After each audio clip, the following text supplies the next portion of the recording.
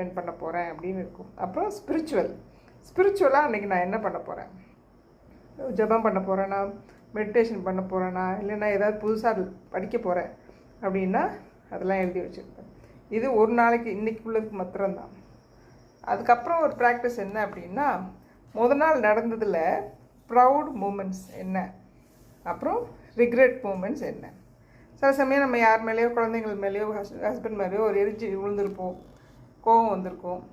அந்த மாதிரி விஷயங்கள் நம்ம ரிக்ரெட் பண்ணுவோம்ல, ஐயோ எதுக்கு இப்படி இவ்வளோ கோவப்பட்டோம் அப்படின்னு. அந்த மாதிரி விஷயங்களெல்லாம் இதில் எழுதலாம். சில விஷயங்களை பண்ணாமல் விட்டுருப்பேன், அதையும் எழுதுவேன். ஏன் நான் பண்ணலை அப்படிங்கிறத யோசிப்பேன், சோம்பேறி ஆகிட்டேனே அப்படின்னு சொல்லிட்டு. ப்ரவுட் மூமெண்ட்ஸில் பசங்க கூட நல்லா ஸ்பெண்ட் பண்ணியிருப்பேன், டைம் ஸ்பெண்ட் பண்ணியிருப்பேன், அன்றைய நாளை ரொம்ப ப்ரொடக்டிவாக பண்ணியிருப்பேன். அது மாதிரி சில விஷயங்கள்லாம் பண்ணி முடிச்சதுனால ஒரு மன திருப்தி வரும் இல்லையா, அந்த மாதிரி இதெல்லாம் ப்ரவுட் மூமெண்ட்ஸில் எழுதுவேன்.